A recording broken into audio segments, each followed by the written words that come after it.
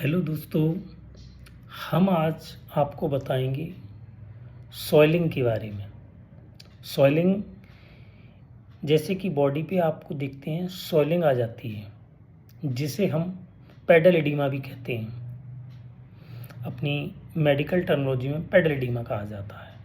अच्छा दोस्तों, सॉइलिंग आती क्यों है? आपने देखा होगा जनरली पेशेंट जब डॉक्टर के पास जाता है, कई बार ये कंप्लेन लेके जाता है, स्पेशली ये बोलता है डॉक्टर साहब हमारे पैरों पे सूजन आ गई है, हाथों पे सूजन आ गई है, हमारे आँखों के नीचे स्वेलिंग आ गई है। इसका क्या कारण? आज इसके बारे में अपन बात करेंगे। देखा जाता है दोस्तों, जैसे कोई शुरुआती इन्फेक्शन हुआ हो जिसमें इंक्रीज कैपिलरीज प्रोमेबिलिटी डैमेज हो जाती हैं। दूसरा ऐसा देखने को मिलता है इंक्रीज कैपिलरीज प्रेशर, जिसमें कार्डिक फेलियर रूल आउट करते हैं दोस्तों। एंड तीसरा है डिक्रीज ऑस्मोलेटरी प्रेशर इन ब्लड में ऑस्मोलेटरी प्रेशर कम हो जाने के कारण भी ये स्वेलिंग मिलती है। जैसे हाइपोप्रोटीनेमिया, मतलब ब्लड में प्रोटीन की कमी। एंड चौथा ऐसा देखा गया है डैमेज लिम्फेटिक ड्रेनेज। जैसे हम जो हमारे लिम्फेटिक चैनल होते हैं उनमें डैमेज हो जाते हैं या रुकावट हो जाती है, जिससे भी स्वेलिंग आती है, जिसे हम अक्सर देखा गया है हाथी पाँव बोलते हैं। हाथी जैसा पाँव हो जाता है या हाथी जैसा हाथ हो जाता है। मतलब जहाँ पे रुकावट होगी हाथ में होगी तो हाथ बहुत सारा मोटा हो जाएगा। पैर में ये प्रॉब्लम होगी लिम्फेटिक ड्रेनेज की, तो पैर मोटा हो जाएगा। देखा गया है, जिसे हम फाइलेरिया के नाम से जानते हैं। अच्छा, अब बात कर लेते हैं स्वेलिंग की। स्वेलिंग मिलती कहाँ है? मोस्टली लोअर लिम्ब पे मिलती है, मतलब हमारे पैरों पे मिलती है सबसे ज़्यादा। दूसरा पफीनेस जैसी स्किन हो जाती है, एंकल पे स्वेलिंग मिलेगी, हाथों पे स्वेलिंग मिलेगी, आँखों के नीचे भी स्वेलिंग मिलती है, जस्ट इस साइड, बोथ साइड। अच्छा, ये तो रही दोस्त बात स्वेलिंग की। अब पहचाने कैसे? इसके लक्षण क्या होंगे? इसके सिम्टम कैसे होंगे? कैसे पहचानोगे आप? दोस्तों, इसमें हम देखते हैं, जैसे कि हम आज आपको बताएंगे, आप अपने जहाँ पे स्वेलिंग है उन पैर को उंगली से दबा के देखेंगे तो उनमें प्रेशर से पुश करेंगे तो उसमें गड्ढे जैसा पड़ जाएगा, जिसको हम बोलते हैं पेडल एडिमा या पिटिंग एडिमा। पे ये होगा तो दोस्तों numbness leg and stiff joint, मतलब वो एक तरह सख्त हो जाएंगे, पैर जॉइंट भी सख्त हो जाएंगे, जो प्रॉपर फंक्शन नहीं कर पाएंगे। किसी किसी को सांस फूलती है, वो मैटर अलग है। उसमें पल्मोनरी एडिमा होता है, उसमें सांस फूलती है, कफिंग होगी। पल्मोनरी एडिमा भी अक्सर देखने को मिला है। तो बात रही दोस्त लक्षण की। अब कारण क्या होंगे? कारण के बारे में जान लेते हैं थोड़ा। देखा गया है CCF मतलब कंजेस्टेड कार्डिक फेल्यूर, पेरिकार्डाइटिस मतलब LVF, लेफ्ट वेंट्रिकल फेलियर। ये कुछ कार्डिक इशू हैं जिनमें ये एडिमा मिलता है और जिसमें सांस फूलती है, कफिंग होती है, पेशेंट अक्सर समझ नहीं पाता है, डॉक्टर को दिखाना नहीं चाहता है, तो एक बड़ी बीमारी का रूप ले लेती है। Kidney disease, liver cirrhosis, lymphatic systemic issue और नेफ्रोटिक सिंड्रोम, ये बच्चों में सबसे ज़्यादा मिलता है nephrotic syndrome. Second is medication, BP drugs.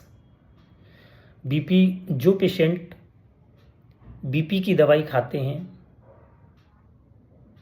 उनको calcium channel, beta blockers, steroid and diabetic medication, इनकी वजह से भी होता है। अक्सर आप देखते हैं बीपी की गोली खाए जा रहे हैं, एक बार किसी डॉक्टर ने लिख दी, बस वही खा रहे हैं।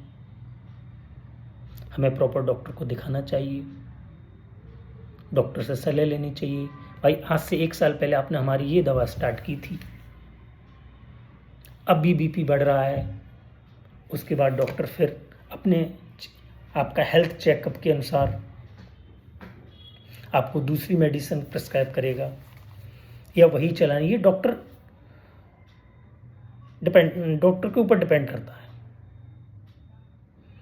और दूसरा लाइफ स्टाइल, बहुत से लोग ऐसे होते हैं हाई सॉल्ट इंटेक करते हैं,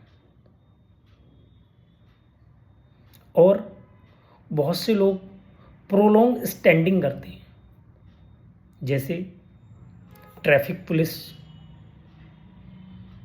उनमें भी ये स्वेलिंग मिलती है, वो कारण अलग होता है। दूसरा, प्रेगनेंसी में बहुत ज़्यादा मिलता है। सीवियर प्रोटीन डिफिशियंसी, हाइपोप्रोटोनीमिया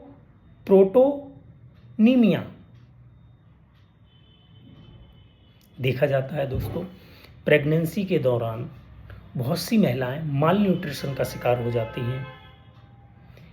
इधर तो बच्चे की ग्रोथ चल रही होती है, दूसरा वो उनको प्रॉपर न्यूट्रिशन, प्रोटीन, ये सब वो इनटेक नहीं कर पाती हैं। बहुत से लोग जानते नहीं हैं, बहुत से लोगों के पास ये सुविधाएं खान पान की उपलब्ध नहीं होती हैं।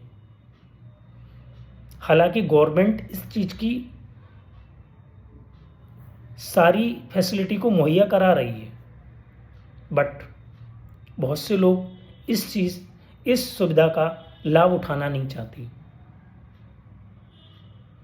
तो दोस्तों, हमें अवेयर होना चाहिए। आज हमारा पर्पस ये है आपको इन्फॉर्मेशन देने की, जो आप ज़्यादा से ज़्यादा जानकारी को लें और अपने जीवन में इसे धारण करें, समझें, जिससे आपको हेल्थ से रिलेटेड कोई इशू ना हो। बहुत से मैं देखता हूँ जो मैंने अपने जीवन में उतारा है, अपने इस अध्ययन को, मैं वही एक्सप्लेन कर रहा हूँ आपको। और हमारा आप वीडियो बनाने का सबसे बड़ा पर्पज़ ये है कि आपको ज़्यादा से ज़्यादा जानकारी मिले हेल्थ रिलेटेड ज्ञान से। दोस्तों, इस समस्या को समझें और गंभीरता से लें। हम बात कर रहे थे स्वेलिंग पर। ये तो जब छोटी सी जानकारी थी जो मैंने आपको बता दी। अच्छा, मैं आपको लक्षण बता दिए, आपको स्वेलिंग के कारण समझा दिए, कैसे कैसे कहाँ पर होता है ये बता दिया। अब इससे कुछ रिलेटेड रिस्क फैक्टर भी बता देता हूँ, मतलब इससे क्या रिस्क हो सकता है, आपको क्या आगे चल के खतरा हो सकता है अगर आपने इसका प्रॉपर इलाज नहीं लिया, ध्यान नहीं दिया, तब उस कंडीशन में आपको इससे क्या रिस्क हो सकता है। जैसे हार्ट, लिवर, किडनी जैसी डिजीज जैसी समस्याओं का सामना करना पड़ सकता है। अगर लिवर में कोई परेशानी हो गई तब भी आपको बहुत बड़ी परेशानी का सामना करना पड़ेगा। कोई किडनी का इशू हो गया, किडनी से रिलेटेड कोई परेशानी हो गई, उस समय भी आपको बहुत बड़ी परेशानी का सामना करना पड़ेगा।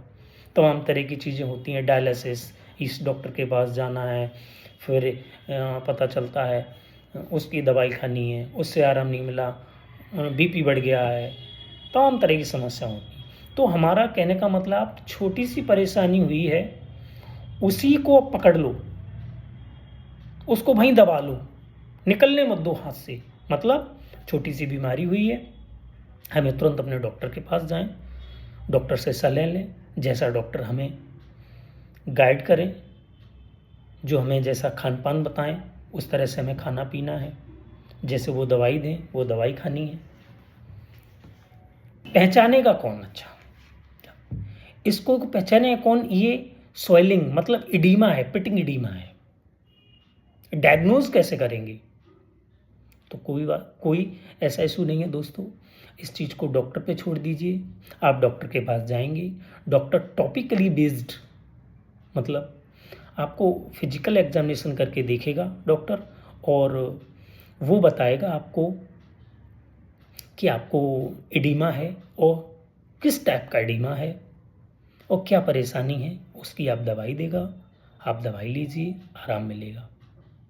कई बार ये सोचते हैं नहीं साहब सॉइलिंग है, आपको जांचें करा लीजिए। डॉक्टर को लगेगा तो डॉक्टर डेफिनेटली अपनी जांच कराएगा ही। अच्छा, डॉक्टर भी ये देखेगा कि इनको सॉइलिंग है तो बॉडी के किस एरिया की परेशानी की वजह से है। जैसे हम एडिमा में कुछ जांचें कराते हैं, LFT KFT नॉर्मल है, यूरिन का टेस्ट कराएंगे, एक्सरे भी करा लेंगे, USG ऑफ वीनस कराएंगे। जैसे मैंने बताया फाइलेरिया के केसेस में, उसमें लिम्फेटिक ड्रेनेज ऑब्स्ट्रक्शन हो रहा है, उस केस में हम USG ऑफ वीनस कराएंगे। कई बार हम MRI चेकअप भी कराते हैं, बिकॉज फिजिकल एग्जामिनेशन ब्लॉकेज को देखने के लिए कई बारी USG में नहीं मिलता है, तो हमें MRI सजेस्ट करनी पड़ती है। अच्छा, कुछ बात कर लें सर ट्रीटमेंट के बारे में।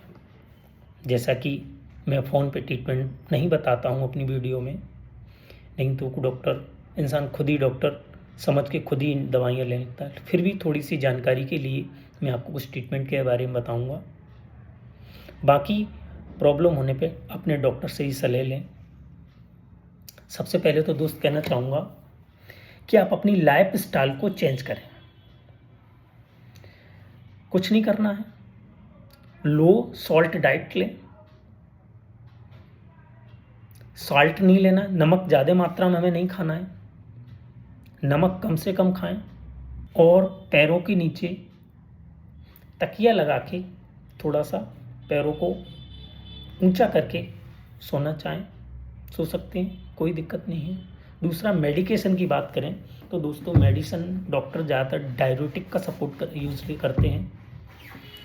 डाययूरेटिक की ऐसी दवा होती है जो हमारी बॉडी में जो पानी रुका हुआ है जिसके कारण स्वेलिंग है उसको वॉश आउट करता है,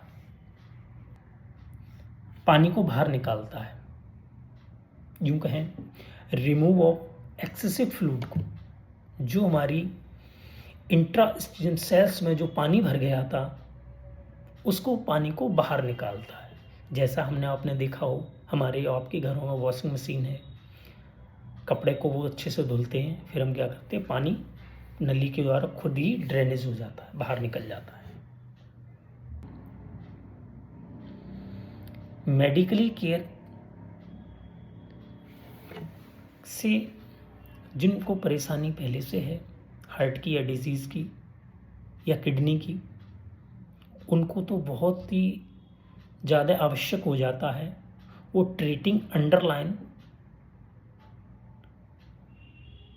गाइडलाइन डॉक्टर से बार बार अपने वीकली ऑब्जर्वेशन करें, डॉक्टर को प्रॉपर हेल्थ चेकअप कराएं, दिखाएं। जिनको हार्ट डिजीज़ है, किडनी डिजीज़ है, उनको दोस्तों प्रॉपर मिलना चाहिए अपने डॉक्टर से और अपने इस परेशानी से निजात पाएं। दोस्तों उम्मीद करता हूँ आपको ये जानकारी अच्छी लगी होगी, तो प्लीज़ ज़्यादा से ज़्यादा शेयर करें, लाइक करें, सब्सक्राइब करें और बेल आइकन को प्रेस करें। Thank you.